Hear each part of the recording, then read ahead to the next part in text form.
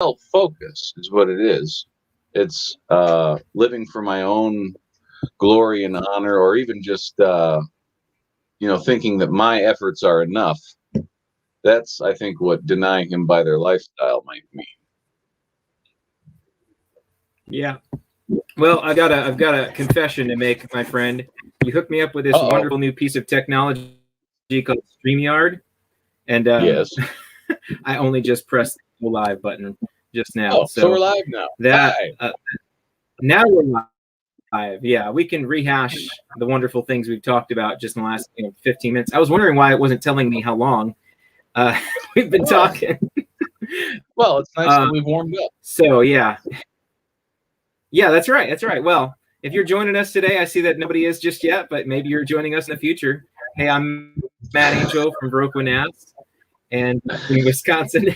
Welcome back. It wouldn't be a true Johnathon and Matt program here on the internet without a couple technical difficulties, right? That is correct. Yes. And so the little name bar there for me says Johnathon CFC Naz, and that would stand for Champaign, Illinois, First Church of the Nazarene. So Champaign is about 2 hours directly south of Chicago, and that is the place that I call my church home. So hello from Illinois. Nice. Well, we've gotten our pre warm up thing going on there, and we're doing this conversation for those of you just joining us, because we only just recorded just a moment ago here, because there is a series that I wanted to teach at my church called "What If I Stumble?"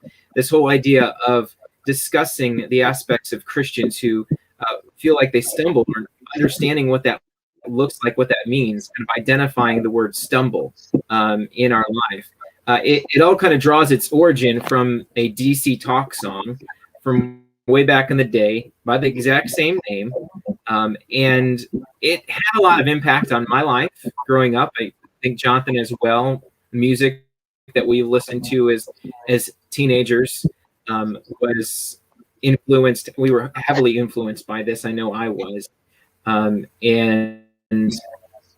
I just really enjoyed the message that they shared. And so would you go ahead and just share with us, because you had told me about that quote earlier, and there's a quote before it. Can you talk a little bit about the quote from Brennan Manning? Right. So the song starts, as I recall, it's the fourth track on the Jesus Freak 1995 platinum selling album from dcTalk. Which is a little side note. dcTalk was the first band I ever saw live in concert. Rosemont, Illinois, changed my life. Nice. Introduced me to Christian music. But yes, so what if I stumble? What if I fall? It's all about this idea of what if I live my life in a way that is not pleasing to God? I mess up, then what? And so the song starts, and it doesn't even start with the music. There's a quote, and it sounds like a needle dropping on a record. And it's someone reading this quote from the writer and former priest, Catholic priest, and just a very interesting writer, Brennan Manning. And it says, the greatest single cause of atheism in the world today is Christians who acknowledge Jesus with their lips and walk out the door and deny him by their lifestyle. That's what Brennan Manning wrote, and then whoever continued to talk just gave a comment on that quote, and they said that's what an unbelieving world simply finds unbelievable. So they're basically saying that hypocrisy is the greatest thing that causes atheism in the world, and that was in the mid 1990s. So how much more true is that now in 2021? Right? Very true, very true. And I think there's something to be said about stumbling that it's a stumbling block for Christians, people who have said, I've signed my name, I'm in the Lamb's Book of Life, all that good stuff, I'm with Jesus, but I still struggle with these things that keep knocking me down. Maybe I keep turning towards me rather than towards Jesus. And some people will go so far as I'm completely turning away from God every time, and I have to I'm on my way to hell if I don't like stop and repent for stepping on my sister's toe in an accident or something like that. You know, we can nitpick all the we want, but there's this idea of what does it look like? How could we define the word stumble? It's such a big piece of this song because it's all about what do I do if I stumble or fall? What will happen with me in the Christian faith? And you had a pretty good idea of this concept, this stumbling thing.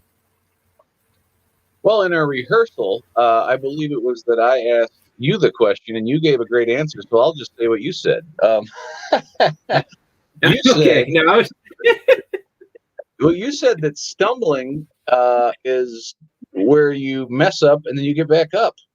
And I said that some people think about this idea of backsliding.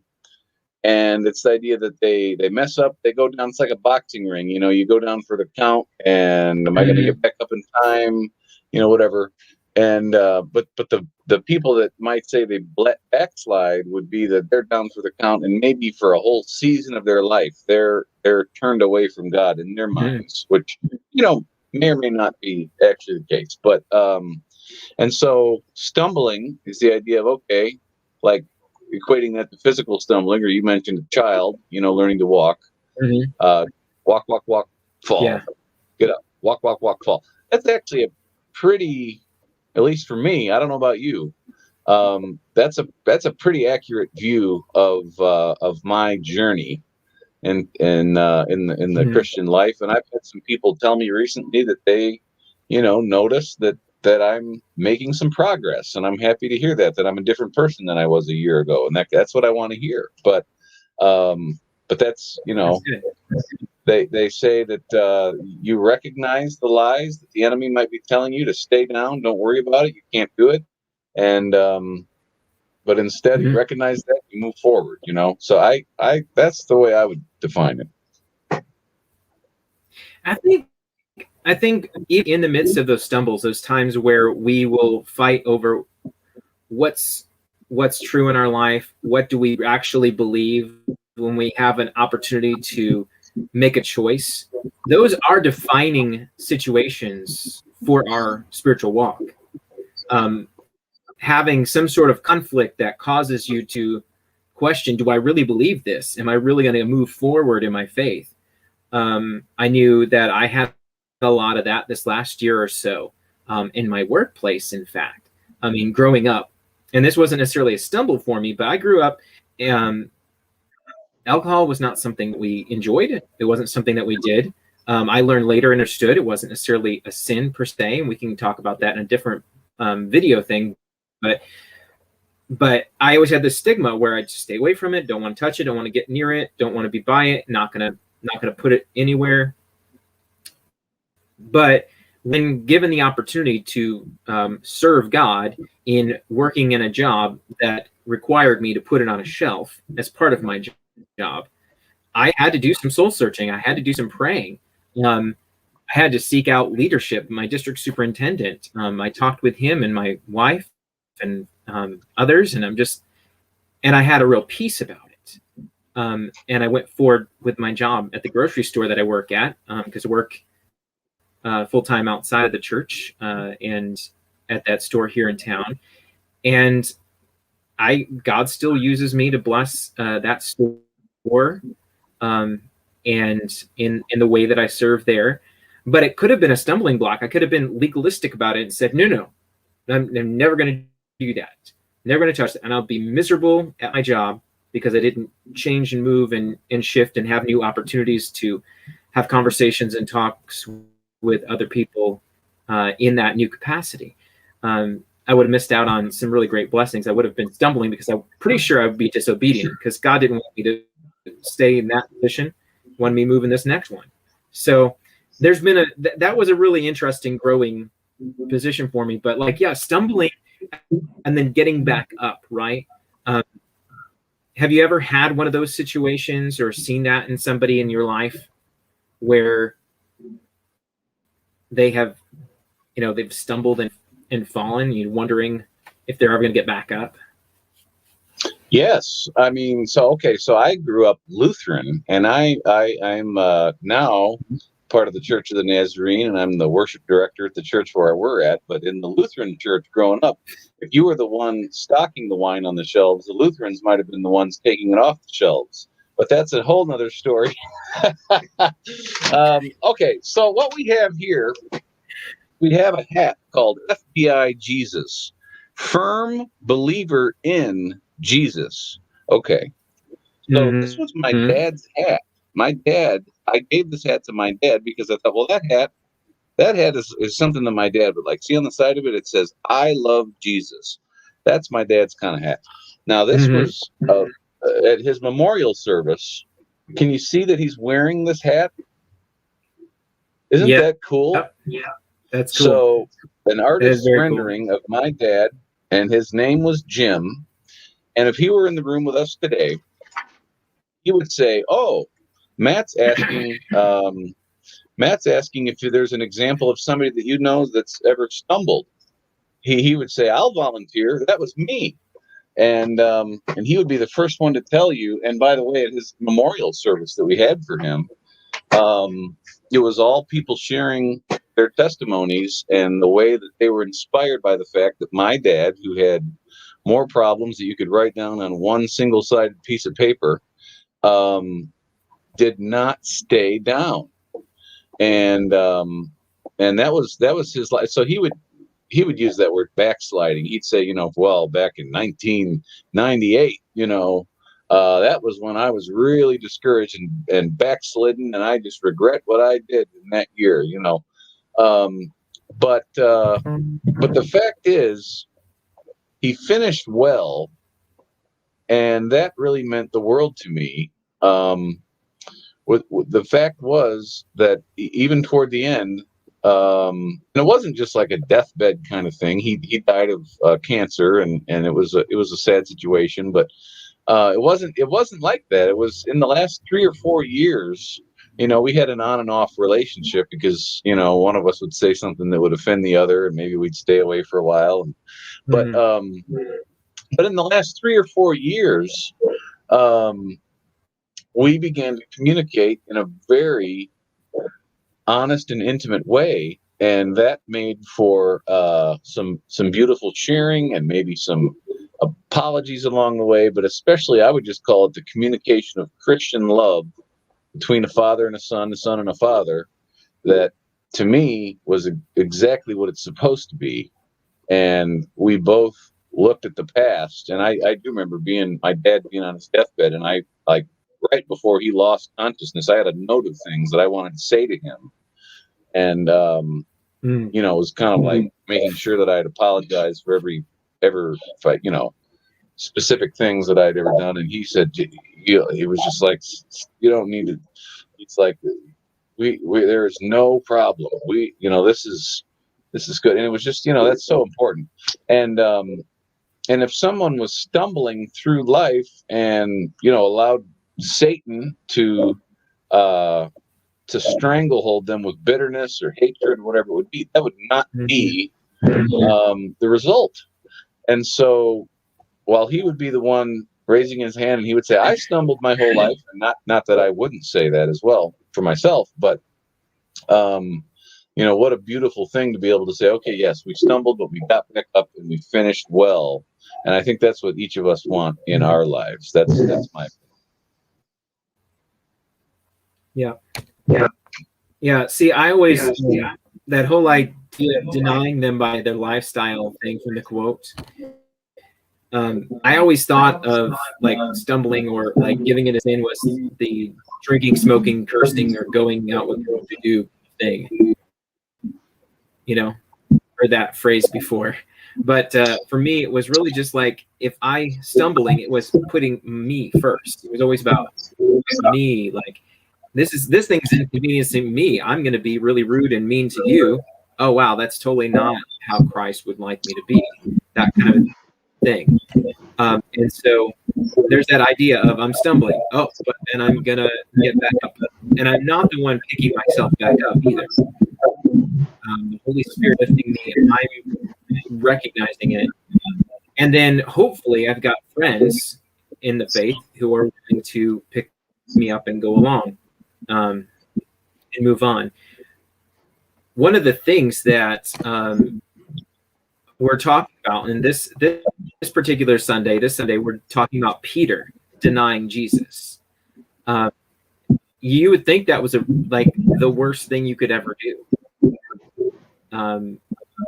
However, there's this silver lining to his story, a really big, bright silver lining. You brought it up in one of our other discussions, was that it's actually a redemption story, right? Right. So Peter denies Jesus not once, not twice, but 3 times, and the rooster cock-a-doodle-doo. Oh, no. And there it is. And it's like, well, Jesus told you were going to do this. Why are you so surprised? But anyway, guess what? This is true. That happened. Yeah, that's not where it ended. After that happened, Peter repented of his sin. And then he became the leader. And, we know that Jesus said, on this rock, I will build my church. And he did, And, of course, the elder, the leader of the apostles and church history and all this kind of stuff. But so that's a story of redemption. I mean, Jesus could have said, well, okay, I'm going to pick someone who only denied me once, not 3 times. Or I could pick somebody like, this other guy, John, he's going to write about himself in the Bible. And not only is he going to say he's a fast runner, but he's going to say that he's the apostle that I love. As if I didn't love all my other apostles. The beloved. Right. Yeah. Little biblical humor there. You'll have to look that up later. But so anyway, Jesus could have said, John's going to be the guy, and they were all the guy to some degree. But the point is, Jesus had foreknowledge that this would happen. I believe that. He called it. It still happened. He repented. He became the leader of that early church. And to me, that is a great story of redemption, and very much like what God does. He uses our stumbling. So if anyone's listening to this and wondering if they're disqualified from life because they've stumbled pretty bad, they've got things that they've never told anybody, or they just convince themselves that they never will really be used in a big way because their stumblings have been too bad, I would say, Peter's a pretty good example that that's not true. Yeah. Absolutely agree. And I would add to your communication to our friends here who are watching online. If there's ever something that God has been pricking your heart about, maybe it's for weeks, for years, for decades, that you haven't addressed with, you haven't repented of, you haven't gotten resolution, do it now. Why wait? There is a whole new life on the other side of that, whatever the situation is that God has been talking to you about. The interesting thing about when God tells you to do something, and this is a whole other topic too, but it addresses when Jesus brings Peter back in, and as you say, he repents and comes back, is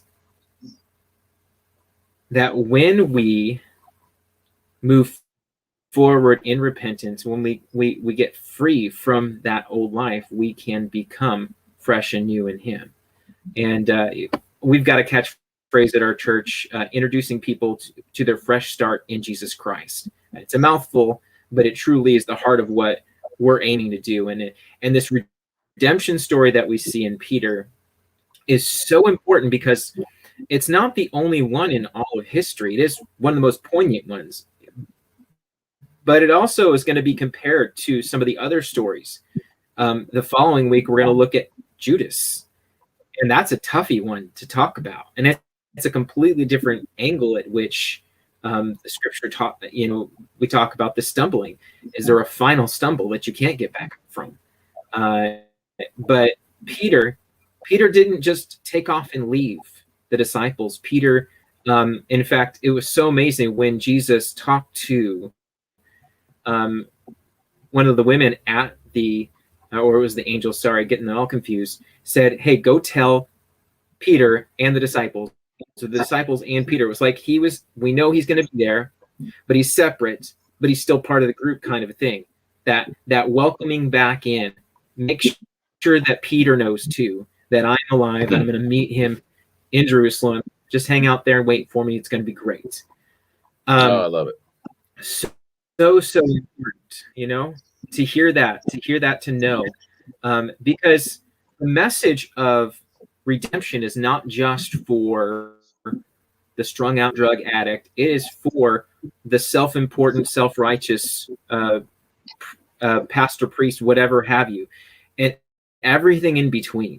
It is for the whole world. Jesus came to bring redemption to the whole world, and that's for each and every one of our situations. And so we're hoping to look at this topic moving forward with What If I Stumble, and we hope that you're blessed by it. I'm blessed to have this conversation with you, Jonathan. I really am.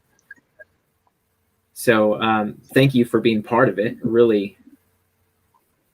Is there anything else you'd like to add? Yep. 2 things. Number one, you're getting me really thinking here when you're talking about the resurrection and all this kind of stuff.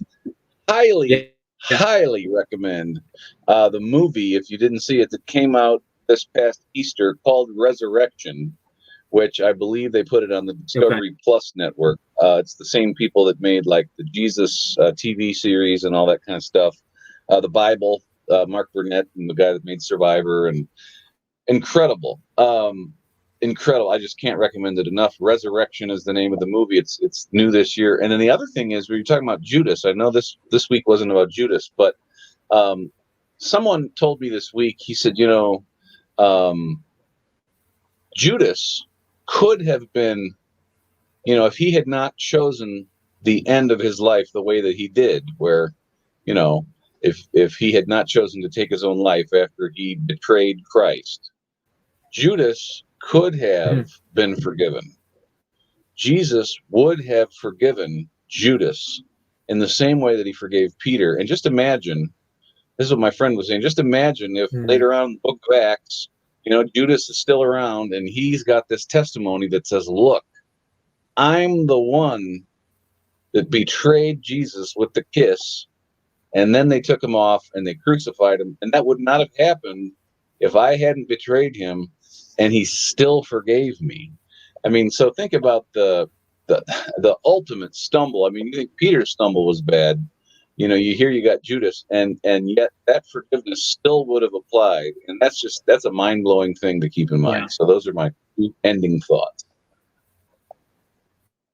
Yeah, it's the forgiveness of God. It's not about us. It is all about the goodness and the glory and the graciousness of God. It really is. That's right. It's not about us. It's all about Him. So that's the truth. That's the truth. Well, Yep. Well, thanks for joining me tonight, and I really appreciate it. I hope to get together and do it again soon. And we will check you out next time. Thanks. Sounds like a plan. Thank you.